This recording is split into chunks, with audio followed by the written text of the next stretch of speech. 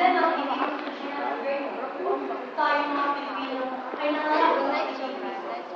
Dahil sa patuloy sa pagdaan sa mga bilihin at taon-taon mas lumala ang problema na hindi masolusyonan dahil sa kahirapan. Isa rito ay ang mga kulang ng opisyal ng gobyerno. Iyanakaw nila ang pundo ng taong pamayanan.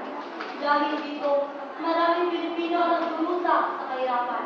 Dahil sa kahirapan, maraming tao ang nakagawa ng kasalanan dahil sa kulangan sa pera at sa kanansalan sa pamumuhay.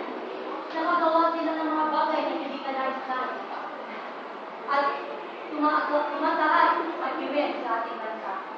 Lalo-lalo na tumataas ang bilang ng namamatay. Pero, bakit dito tumilok ang ating mga Pilipino tungkol sa isyong ito?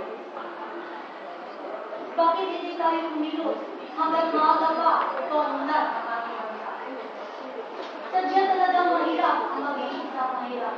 Pero maraming paraan kung ating gustuhin at ito'y ating lalabanan. Ako, bilang isang Magatanero, layunin kong iwasan ang maging mahirap sa simpleng paraan. Ako'y magsikap mag-aral upang makapagtapos ng pag-aaral at sa gayon ay magkaroon ng magandang kinabukasan. Hindi lamang ako, pati ikaw, tayo lahat ay may magagawa sa ating bayan. At ito ay may ibigay natin sa pang henerasyon.